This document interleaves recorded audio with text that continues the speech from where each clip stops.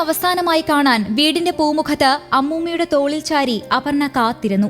അമ്മയുടെ മൃതദേഹം എത്തിയപ്പോൾ അവൾ പൊട്ടിക്കരഞ്ഞു. പൊള്ളിക്കരിഞ്ഞതിനാൽ അമ്മയുടെ മുഖം അവൾക്ക് കാണാനായില്ല. വെള്ള പുതച്ചെത്തിയ അമ്മയ്ക്ക് ചുറ്റും വിതുമ്പിക്കൊണ്ട് അപർണ വലം വെച്ച് പ്രാർത്ഥിച്ചു. കണ്ണുനിന്നവരുടെ കണ്ണു നിറഞ്ഞു. പക്ഷേ അപർണ പെട്ടെന്ന് വിതുമ്പലൊതുക്കി. പക്വതയാർന്ന ആൺകുട്ടിയെപ്പോലെ അവൾ അമ്മയ്ക്ക് അന്ത്യകർമ്മങ്ങൾ ചെയ്തു.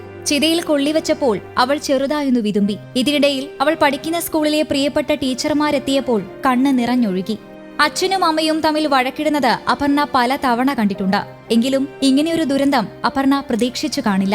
അമ്മ അനിലയെ കൊലപ്പെടുത്തിയ കേസിൽ അച്ഛൻ പത്മരാജൻ ജയിലിലാണ്. കഴുത്തലത്തുണ്ടിൽ മേലതിൽ വീട്ടിൽ അപർണയ്ക്ക് തണൽ അമ്മൂമ്മ മാത്രം.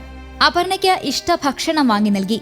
പത്മരാജൻ അനിലയെ കൊലപ്പെടുത്താൻ തീരുമാനിച്ച ശേഷം കൊട്ടിയത്തെ പമ്പിലേക്ക് പോയി മടങ്ങി വരുമ്പോൾ ഒരു പൊതിയുമായാണ് എത്തിയത്. അതിൽ മകൾ അപർണയ്ക്ക് ഏറെ ഇഷ്ടമുള്ള ചിക്കനും പൊറോട്ടയുമായിരുന്നു. പത്മരാജനും അപർണയും അനിലയുടെ അമ്മയും ഒരുമിച്ചിരുന്ന് അത് കഴിച്ചു. അതിനുശേഷമാണ് പെട്രോളുമായി ഒമിനി വാനിൽ പത്മരാജൻ കൊല്ലത്തേക്ക് പുറപ്പെട്ടത്. ബിസിനസ് പങ്കാളിത്തത്തെക്കുറിച്ച് ബേക്കറിയിൽ വെച്ചുണ്ടായ തർക്കത്തിനിടെ അനിലയുടെ മുന്നിൽ വെച്ച് ഹനീഷ് ഈ മാസം 1 മർദ്ദിച്ചതായി പത്മരാജൻ പോലീസിന് നൽകിയ മൊഴിയിൽ പറയുന്നു. രാത്രി 8:30യോടെയായിരുന്നു സംഭവം. അന്ന് അനില കാറിൽ ഹനീഷിനെ വീട്ടിലെത്തിക്കാൻ ഒരുങ്ങിയതുമായി ബന്ധപ്പെട്ടായിരുന്നു തർക്കം. ചൊവ്വാഴ്ചയും അനില ഹനീഷിനെ കാറിൽ കൊണ്ടുപോകുമെന്ന് കരുതിയാണ് പത്മരാജൻ പെട്രോളുമായി എത്തിയത്. ഹനീഷിന് ബേക്കറിയിൽ 60,000 രൂപയുടെ പങ്കാളിത്തമുണ്ടെന്നാണ് ആദ്യം പറഞ്ഞിരുന്നത്. അത് തിരികെ നൽകാമെന്ന് പറഞ്ഞപ്പോൾ 1.4 ലക്ഷം രൂപയുണ്ടെന്ന് പറഞ്ഞു. അതും നൽകി പ്രശ്നം തീർക്കാൻ തയ്യാറാണെന്ന് കരുതിയാണ് പത്മരാജൻ പൊതുപ്രവർത്തകനൊപ്പം ചൊവ്വാഴ്ച ബേക്കറിയിലേക്ക് പോയത്. ചർച്ചയിൽ ഹനീഷിന്റെ പങ്കാളിത്തം ഒഴിവാക്കാൻ ധാരണയായെങ്കിലും ചില വാക്കുകൾ പത്മരാജനെ ചൊടിപ്പിച്ചെന്നും